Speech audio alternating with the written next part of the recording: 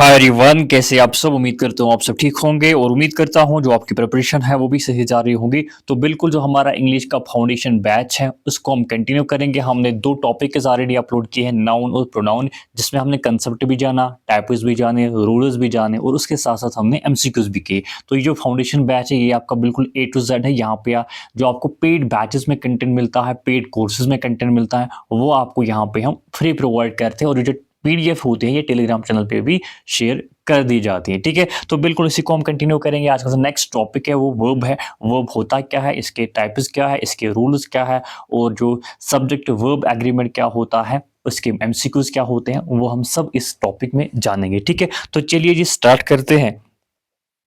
Verb basically होता क्या है। वर्ब का मतलब होता है, अगर आप देखेंगे, एक्सप्रेस एन एक्शन, स्टेट या ऑकरेंस। फॉर एग्जाम्पल देखो, वर्ब का मतलब होता है एक ऐसा वर्ड, एक ऐसा लफ्ज जिसको हम बोलते हैं जो एक्शन दिखाता है, कोई स्टेट दिखाता है, कोई ऑकरेंस दिखाता है। एक्शन का मतलब होता है कोई काम। सपोज आप कोई काम कर रहे हैं, इसका मतलब जो वर्ड वहां पे यूज हुआ है वो वर्ब है। जैसा कि शी रनस एवरी मॉर्निंग, ये जो रन है ये क्या है, यहाँ पे वर्ब है। यहाँ पे क्या है जी, वर्ब है।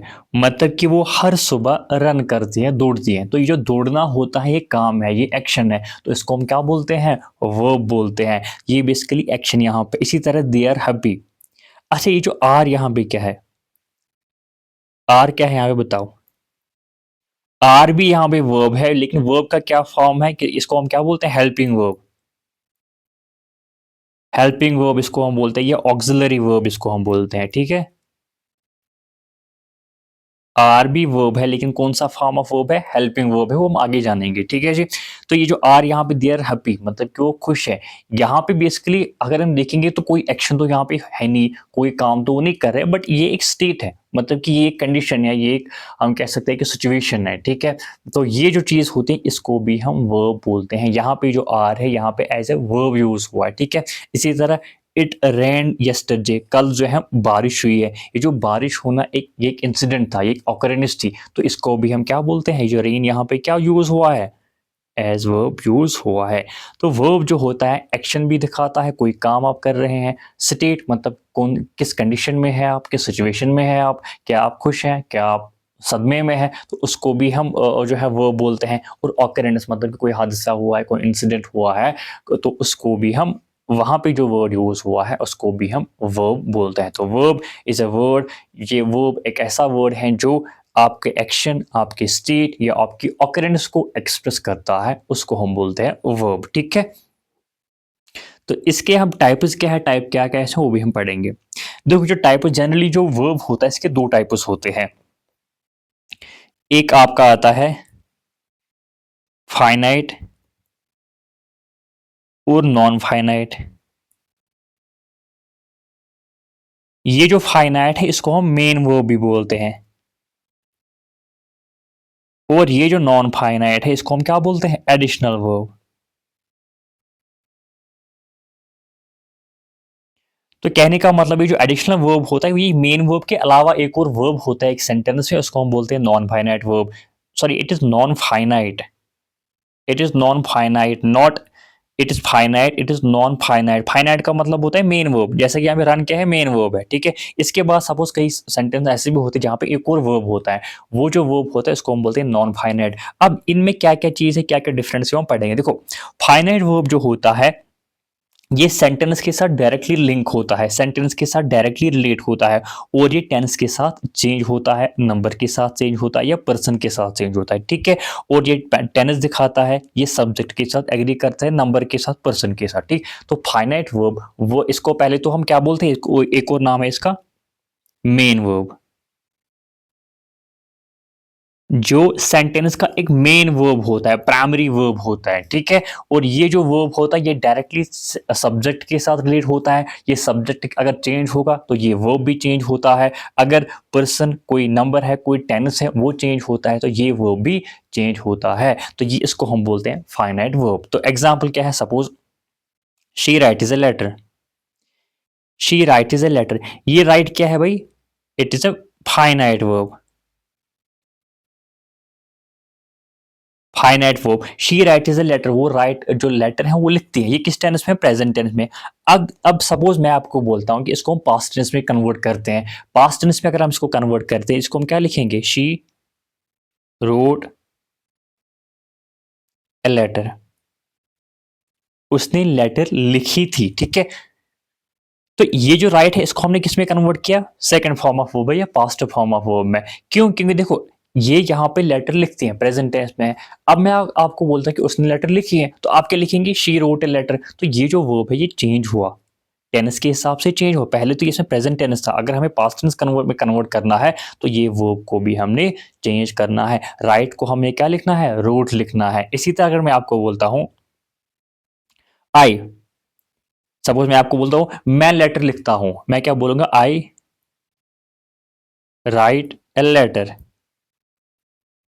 यहां पे क्या था, राइटर्स था, चूंकि शी है इसके साथ एस फॉर्म ऑफ वर्ब लगता है, आई के साथ क्या लगा, सिंपल फॉर्म ऑफ वर्ब। तो ये सब्जेक्ट के साथ चेंज हुआ, यहाँ पे राइटर्स था चूंकि यहाँ पे शी था, यहाँ पे हमने राइट लिखा क्यों, क्योंकि यहाँ पे आई है। तो ये टेंस के साथ भी चेंज होता है, ये सब्जेक्ट के साथ भी चेंज होता है। यहाँ पे सपोज अगर आप दे लिखेंगे, हालांकि दे के साथ भी राइट लगेगा, but yes it changes it, ठीक है। सपोज मैं आपको बोलता हूँ I am writing a letter, writing a letter, ठीक। देखो मैं इसको कन्वर्ट करता हूं, वो लेटर लिख रहे हैं, they are writing a letter. अब यहां पे आपने कैसे कहा, एम किस में कन्वर्ट हुआ, आर में कन्वर्ट हुआ। एम भी क्या है, एम भी बेसिकली वर्ब है, इसको हम हेल्पिंग वर्ब बोलते हैं, ऑक्सिलरी वर्ब है। It is also a part of finite verb. तो यहां पे मैं आपको यही समझाना चाहता हूं कि जो हेल्पिंग वर्ब है, जो हमने अभी मैं आपको बोल रहा था पिछली स्लाइड में, हेल्पिंग वर्ब या जो ऑक्सिलरी वर्ब होता है is also a part of finite verb. Auxiliary verb भी फाइनाइट होता है, क्यों, क्योंकि ये टेंस के साथ या सब्जेक्ट के साथ चेंज होता है, ठीक है।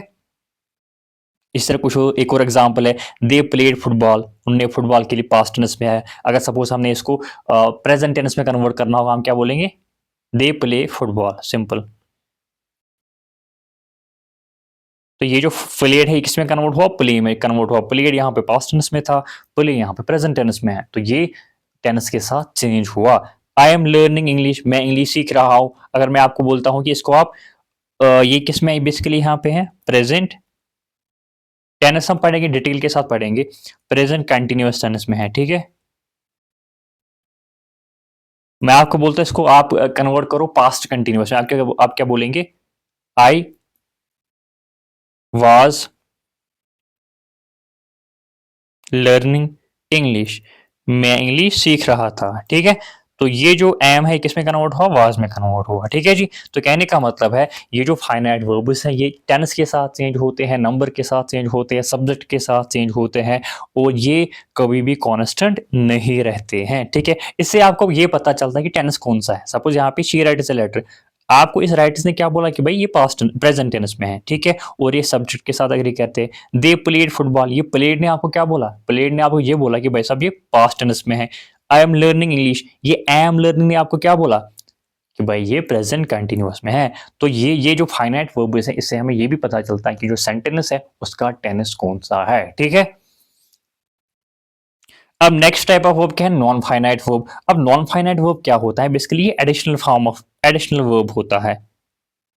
एक तो मेन वर्ब तो होता ही होता है, इसके बाद एक और वर्ब होता है कभी कभार सेंटेंसेस में, उसको हम बोलते हैं नॉन फाइनाइट वर्ब या एडिशनल वर्ब। अब आप देख सकते हैं कि it does not change according to tense, ये टेंस के साथ कभी चेंज नहीं होता है, नंबर के साथ कभी चेंज नहीं होता है, पर्सन कोई भी हो ये कभी भी चेंज नहीं होता। It remain in its base form, या तो ये बेस फॉर्म में रहेगा, इन्फिनिटिव में रहेगा, या पार्टिसिपल फॉर्म में रहेंगे। ये इन्फिनिटिव क्या है, ये पार्टिसिपल फॉर्म क्या है, वो भी हम जानेंगे। अब ये जो मैंने आपको बोला जो नॉन फाइनाइट होता है ये एडिशनल वर्ब होता है, एक और वर्ब होता है किसी सेंटेंस में, उसको हम बोलते हैं नॉन फाइनाइट, इसको हम एडिशनल वर्ब भी बोलते हैं, और ये कभी भी टेंस के साथ चेंज नहीं होता है, ठीक है। अब इसके टाइप्स क्या है, पहला टाइप है इन्फिनिटिव। जब भी to plus base form of verb होता है, to read to play, base form of verb का मतलब होता है वर्ब की पहली form, to read to play, ठीक है। और क्या है, टू राइट, टू डांस, ठीक है। तो ये इनको हम बोलते हैं infinitive, to plus base form of verb, ठीक है जी। सो ये जो to plus base form of जो स्ट्रक्चर होता है इसको इन्फिनिटिव बोलते हैं। Infinitive is a part of non finite verb, ठीक है जी। जैसा कि she wants to learn grammar, अब ये जो वांट यहाँ पे क्या है, फाइनाइट है। टू लर्न क्या क्या है यहाँ पे, नॉन फाइनाइट है। कैसे नॉन फाइनाइट है अभी समझाऊंगा। सपोज मैं टेंस चेंज करता हूं, मैं आपको बोलता हूं कि ये किस में है, प्रेजेंट टेंस में, मैं आप बोलता हूं इसको पास्ट टेंस में कन्वर्ट करो, आप क्या बोलोगे, शी वांटेड, वांट्स यहाँ पे वांट्स को अगर आप पास्ट टेंस में कन्वर्ट करेंगे तो वांटेड आएगा। She wanted to learn grammar. आपने अब क्या नोट्स किया, ये जो वांट्स है ये वांटेड में कन्वर्ट हुआ, मतलब क्यों, क्योंकि ये तो फाइनाइट वर्ब है, फाइनाइट वर्ब टेंस के साथ कन्वर्ट होता है, चेंज होता है। यहाँ पे टू लर्न था, यहाँ पे भी टू लर्न ही रहा, बिल्कुल एग्जैक्टली रहा। यहाँ पे लर्न में कोई जो है चेंज नहीं आई, तो इसको हम, इसी को हम बोलते हैं non finite verb. Non finite verb का मतलब होता है जो टेंस के साथ, पर्सन के साथ, नंबर के साथ इसका कोई लेना देना नहीं है, ये हमेशा सेम ही रहता है, आप टेंस को कोई भी बदलो, ठीक है। उसके बाद एक और टाइप है नॉन फाइनाइट का जिसको हम बोलते हैं जिरंड। अब जिरंड हमने प्रोनाउन में भी पढ़ा था, जिरंड का मतलब होता है इंग फॉर्म ऑफ वर्ब। जब भी हम फर्स्ट फॉर्म ऑफ वर्ब के एंड में आईएनजी लगाते हैं उसको हम बोलते हैं जिरंड, जैसा कि रीडिंग, डांसिंग, राइटिंग, सिंगिंग, ठीक है, प्लेइंग। तो ये सब चीजें जो इसको हम बोलते हैं जिरंड। और ये जो जिरंड होता है एक्ट नाउन यू, मतलब ये एक्ट कर रहा है एज अ नाउन, जैसा कि यहाँ पे reading is my hobby, reading मेरी क्या है, हॉबी है। तो ये जो रीडिंग यहाँ पे क्या यूज हुआ है, नाउन यूज। तो ये जो रीडिंग यहाँ पे हुआ यूज हुआ है ये बेसिकली नाउन यूज हुआ है। तो ये जो जिरंड होता है, जब भी जिरंड हम कैसे बनाते हैं, पहले हम जो वर्ब की फर्स्ट फॉर्म ऑफ वर्ब होती है उसको हम लास्ट में सुफिक्स लगाते हैं आईएनजी, और जब ये यूज होता है एज अ नाउन इसको हम क्या बोलते हैं, जिरंड बोलते हैं। अब पार्टिसिपल्स की अगर हम बात करेंगे, प्रेजेंट पार्टिसिपल, जनरली जो पार्टिसिपल होते हैं ये वर्ब फॉर्म जो कि एडजेक्टिव यूज होते हैं या वर्ब फ्रेजेस में यूज, जैसा कि द क्राइंग बेबी। अच्छा यहाँ पे भी आईएनजी फॉर्म है, ऊपर भी आईएनजी फॉर्म है। फर्क क्या है, ऊपर वाले में जो रीडिंग है ये यहाँ पे एज ए नाउन यूज हुआ है। यहाँ पे क्राइंग जो है भले ही ये भी आईएनजी फॉर्म में यूज हुआ है यहाँ पे, लेकिन यूज क्या हुआ है, एडजेक्टिव यूज हुआ है।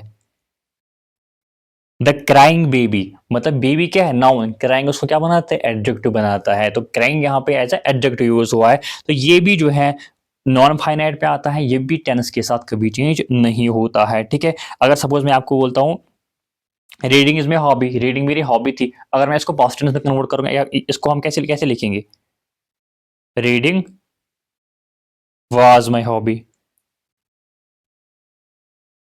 तो रीडिंग तब भी सेम है ना, रीडिंग को हमने कुछ भी नहीं किया, क्यों, क्योंकि ये तो नॉन फाइनाइट। इसी तरह the crying baby needed attention, ये नीडेड क्या है यहाँ पे, पास्ट में है। अगर सपोज इसको हमने प्रेजेंट में कन्वर्ट कर, हम क्या बोलेंगे, the crying baby need is attention. अब नीड चेंज हुआ क्योंकि ये तो फाइनाइट है भाई, लेकिन क्राइंग जो है फिर भी सेम रहा क्योंकि नॉन फाइनाइट, ठीक है। नॉन फाइनाइट वर्ब वो वर्ब होता है जो टेंस के साथ कभी भी चेंज नहीं होता। अब इसके तीन टाइप से, इन्फिनिटिव, इन्फिनिटिव का मतलब होता है to plus first form of verb. Gerund का मतलब होता है verb plus ING form, first form of verb plus ING, ये एज अ नाउन यूज होता है। पार्टिसिपल का मतलब होता है वर्ब जो कि आईएनजी फॉर्म ही यूज होती है, but it is use as adjective या वर्ब फ्रेजेस में यूज होता है। अब थोड़ा बहुत मैं आपको सिखाऊंगा। अब इसके एक्सेप्शन है, देखो एक्सेप्शन क्या है। कभी कभार क्या होता है, जनरली मैंने आपको बोला कि to plus first form of verb जो यूज होता है इसको हम बोलते हैं इन्फिनिटिव, लेकिन कभी कभार टू के बाद जरंड भी आता है। आप बोलोगे कैसे, देखो जो इंग्लिश होता है यहाँ पे हर किसी रूल का एक्सेप्शन होता है, जैसा कि अभी हमने बोला इन्फिनिटिव। अब इन्फिनिटिव का भी एक्सेप्शन आ गया कि भाई इन्फिनिटिव में जो to plus first form of verb होता है, कुछ ऐसे वर्ड्स है जहाँ पे टू प्लस जरंड आता है, जैसा कि कुछ वर्ब्स होते हैं, कुछ एडजेक्टिव्स होते हैं, कुछ फ्रेजेस होते हैं, जैसा कि be use to, accustomed to, averse to, with a view to, due to, immune to, inclined to, prior to, addicted to, devoted to होगा यहाँ पे, in addition to, look forward to, object to, owing to, given to, taken to, dispose to, prone to, admitted to, etcetera. तो ये ऐसे words हैं, ऐसे adjectives हैं या ऐसे फ्रेजेस हैं जिसके बाद जो टू है इसके बाद जरंड लगता है। एग्जाम्पल की अगर हम बात करेंगे, I look forward to meeting you, ठीक है, यहाँ पे टू है, आप बोलोगे यहाँ पे तो I look forward to meet you होना चाहिए, टू के बाद तो फर्स्ट फॉर्म ऑफ वर्ब लगता है, लेकिन यहाँ पे जो वर्ड है क्या है, यहाँ पे फ्रेज क्या है, यहाँ पे look forward to, look forward अभी हमने बोला लुक फॉरवर्ड टू के बाद जिरन आता है, ठीक है। तो कहने का मतलब है ये ऐसे कुछ फ्रेजेस हैं, ऐसे कुछ वर्ड्स हैं जहाँ पे जो टू होगा उसके बाद जिरन लगता है, फर्स्ट फॉर्म ऑफ वर्ब नहीं लगती है, ठीक है। He is accustomed to working late hours, to के बाद क्या लगा, वर्किंग लगा, जिरन लगा। She admitted to stealing the money, to के बाद फर्स्ट फॉर्म ऑफ वर्ब नहीं लगा, जिरन लगा, स्टीलिंग लगा, ठीक है। अब कुछ ऐसे भी सेंटेंस है जहां पे to as a preposition use होता है सेंटेंस को कनेक्ट करने के लिए, तो ये तब इनफिनिटिव का पार्ट नहीं होता, तब भी हम इसको इसके बाद जिरन ही आता है, ठीक है। He is committed to improving, आप बोलोगे टू के बाद तो फर्स्ट फॉर्म ऑफ लगता है, लेकिन वो इन्फिनिटिव जब होगा, यहाँ पे टू एज जो है प्रपोजिशन यूज हुआ है तो इसलिए जिरन आ गया। They confess to cheating in the exam, ठीक है, टू के बाद यहाँ पे भी जिरन आ गया, ठीक है जी। अब नेक्स्ट एक और स्ट्रक्चर है हाउ प्लस इन्फिनिटिव, देखो ये भी एक स्ट्रक्चर होता है जहां पे जो हाउ प्लस इन्फिनिटिव हमें दिखाता है, कोई मेथड होता है, कोई मैनर होता है, कोई प्रोसेस होती है, कोई चीज़ को करने के लिए यहाँ पे जो कॉमनली जो यूज होता है इंग्लिश में वो हाउ प्लस इन्फिनिटिव होता है। हाउ का मतलब क्या है, देखो how it will be like this, how infinitive का मतलब क्या है, इन्फिनिटिव का मतलब होता है to plus first form of verb. तो ये जो स्ट्रक्चर होता है कभी कभार इंग्लिश में यूज होता है, सेंटेंसेस में यूज होता है, किसके लिए, मेथड को सिग्निफाई करने के लिए। अगर आप कोई मेथड बता रहे हैं, कोई मैनर बता रहे हैं, कोई प्रोसेस बता रहा है, तो तब ये जो स्ट्रक्चर यूज होता है, कौन सा structure, how plus infinitive. Infinitive का मतलब होता है to plus base form of verb, जैसा कि I will show you how to solve the math problem, how plus to plus solve क्या है, हाउ प्लस इन्फिनिटिव। मैं आपको ये बताऊंगा, शो करूंगा कि मैथ प्रॉब्लम को कैसे सॉल्व करते हैं, बेसिकली ये मेथड है, सिखाऊंगा आपको। तो ये क्या है, यहाँ पे मेथड है, तो मेथड में क्या यूज हुआ, हाउ प्लस इन्फिनिटिव।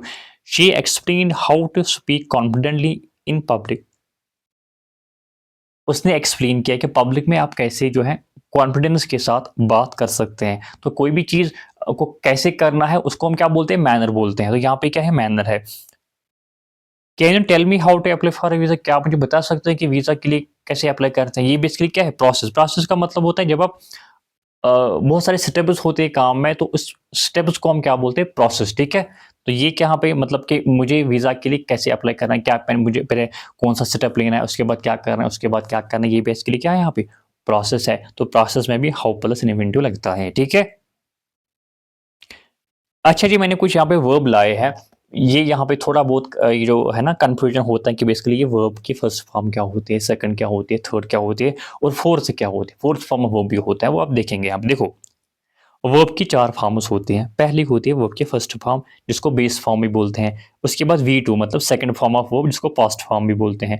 उसके बाद V3 मतलब थर्ड फॉर्म ऑफ वर्ब जिसको पास्ट पार्टिसिपल बोलते हैं, ठीक है। उसके बाद फोर्थ फॉर्म ऑफ वर्ब जिसको हम प्रेजेंट पार्टिसिपल भी बोलते हैं, जैसा कि go, went, gone, going. Present participle को ही हम बोलते हैं इंग फॉर्म ऑफ वर्ब, ठीक है। इसी तरह eat, ate, eaten, eating. Write, wrote, written, writing. Run, ran, run, running, ठीक। स्पीक, स्पोक, स्पोकन, स्पीकिंग, ठीक। Take, took, taken, taking. See, saw, seen, seeing. इसी तरह बाकी भी है, जैसा कि एक और है कट, कट, कट। कट जो है इसके तीनों की तीनों फॉर्म में सेम है, बस इसमें आईएनजी लगाना है, वो फोर्थ फॉर्म बन जाएगी। इसी तरह एक और वर्ब है पुट। पुट जो है इसकी तीनों की तीनों फॉर्म सेम ही है, ठीक है। ये भी तीनों के तीनों हर जगह इसका कोई हम नहीं बोलते, कोई बोलता है कटेड, कट नहीं है, पुटेड नहीं है। तो पुट की तीनों के तीनों फॉर्म सेम है, कट के तीनों फॉर्म सेम है। बाकी भी आप देख सकते हैं। और इंग फॉर्म को लास्ट में जो फर्स्ट फॉर्म ऑफ वर्ब है उसके लास्ट में आपको आएंगे लगाना है, वो बन जाएगा फोर्थ फॉर्म ऑफ वर्ब है प्रेजेंट पार्टिसिपल, ठीक है। अच्छा जी, इसके बाद सब्जेक्ट वर्ब एग्रीमेंट है। इसमें हम कुछ रूल्स पढ़ेंगे, कुछ जो रूल्स हैं नेक्स्ट टॉपिक में पढ़ेंगे, क्योंकि ये बहुत लंबा है, बहुत सारे रूल्स इसमें हैं, ठीक है। कुछ हम पढ़ेंगे स्टार्टिंग के। सब्जेक्टिव वर्ब एग्रीमेंट का मतलब होता है जो वर्ब है ये सेंटेंस में क्या इस सब्जेक्ट के साथ एग्री करता है in terms of number and person. जब जो वर्ब है जब वो सब्जेक्ट के साथ एग्री करेगा, सब्जेक्ट के साथ मैच होगा, सब्जेक्ट के हिसाब से होगा, तब जाके हम बोलेंगे कि ये जो सेंटेंस है करेक्ट है। अगर सब्जेक्ट और वर्ब का मिसमैच होता है, वो एग्री नहीं करते हैं, उनका एग्रीमेंट नहीं होता है, तो सेंटेंस गलत होगा। तो यही इन्हीं को हम देखेंगे, इन्हीं रूल्स को हम जानेंगे कि कैसे कैसे जो है सब्जेक्ट कहाँ कहाँ पे कौन सा वर्ब कौन से सब्जेक्ट के साथ लगता है, रूल्स क्या क्या फॉलो करने हैं वो भी हम देखेंगे। देखो पहला रूल सिंपल सा है, सिंगुलर सब्जेक्ट देंगे singular verb, as simple as जो सिंगुलर सब्जेक्ट होगा उसके साथ सिंगुलर वर्ब भी लगेगा। जैसा कि अब सिंगुलर सब्जेक्ट क्या क्या है, ही है, शी है, इट है, ये सारे के सारे क्या है, या कोई सिंगुलर नाउन, ये सिंगुलर, इनके साथ क्या लगेगा, सिंगुलर वर्ब। देखो कितने सब्जेक्ट है, मतलब अगर मैं आपको बोलता हूँ सब्जेक्ट्स की अगर हम बात करेंगे, I, we, you, he, she, it, they. इसमें सिंगुलर की अगर हम बात करेंगे, एक तो आई सिंगुलर है, ही सिंगुलर है, शी सिंगुलर है, इट सिंगुलर है। यू जो होता है एज सिंगुलर भी यूज होता है, एज प्लूरल भी यूज होता है। ठीक है, यू को मैं तुम भी बोलूंगा, यू को मैं आप लोग भी बोलूंगा, है ना। ठीक है, तो यू जो होता है दोनों एज सिंगुलर एज प्लूरल दोनों एक्टिव होता है। ठीक है, तो अगर सब्जेक्ट जो है सिंगुलर होगा तो उसके साथ सिंगुलर वो भी लगेगा, सब्जेक्ट अगर प्लूरल होगा तो प्लूरल वो भी लगेगा। जैसा कि द डॉग बार्क्स लाउडली, ठीक है, जो कुत्ता है वो बहुत जोर से भौंक रहा है। ठीक है, तो ये जो डॉग यहाँ पे बताओ ये क्या है, अगर मैंने इसको डॉग के बदले अगर प्रोनाउन यूज करना होगा, क्या यूज करूंगा, हमने प्रोनाउन में पढ़ा था, डॉग के बदले में इट यूज करूंगा, इट जो है एनिमल्स के साथ लगेगा। तो जब भी मैं अगर यहाँ पे लिखूंगा it will be like this, it barks loudly. ठीक है, तो कहने का मतलब यहाँ पे इट है, इट के बदले क्या यूज है, डॉग यूज हुआ, इट के साथ क्या लगता है, एस फॉर्म ऑफ वर्ब लगता है, ही शी इट के साथ हमेशा एस फॉर्म ऑफ वर्ब लगता है जब टेनिस प्रेजेंट सिंपल होगा। ठीक है, तो इट के साथ क्या लगा, बार्कस लगा, तो obviously dog, the dog obviously it को सिग्निफाई करता है, तो इसके साथ क्या लगेगा, बार्कस लगेगा। ठीक है जी, then she works hard every day, वो हर दिन जो है मेहनत करती है, तो शी के साथ भी एस फॉर्म ऑफ वर्ब लगता है। या अगर मैं ये बोलता हूं I work hard, I work hard, तो मेरे आई के साथ सिंपल फॉर्म ऑफ वर्ब लगता है, ही शी इट के साथ एस फॉर्म ऑफ वर्ब लगता है, और इसका जो टेनिस है इट इज प्रेजेंट सिंपल। सब कुछ हम पढ़ेंगे टेनिस में, कोई बात नहीं, जिसको अभी नहीं पता है टेनिस के बारे में सब कुछ हम टेनिस में पढ़ेंगे। हाँ, तब तक आप क्या करेंगे, मैंने एक टेनिस में कुछ एमसीक्यूज लाए थे, अराउंड 20 एमसीक्यूज होंगे, वो मैंने लाए थे, उसका प्ले लिस्ट बना हुआ, आप जाके तब तक वो देख सकते, उसमें मैंने बिल्कुल डिटेल के साथ कंसेप्ट भी समझाया है और एमसीक्यूज भी कराया है, बट स्टिल अगर आप नहीं भी देखेंगे तब भी मैं आपको पढ़ाऊंगा। ठीक है, इसी तरह जो प्लूरल सब्जेक्ट होता है उसके साथ प्लूरल वो भी लगता है, जैसा कि द डॉग्स, अब डॉग्स बहुत सारे हैं, डॉग्स के बदले अब क्या लिखेंगे यहाँ पे, अगर सपोज डॉग्स के बदले मुझे प्रोनाउन यूज करना होगा तो दे लगेगा यहाँ पे, है ना।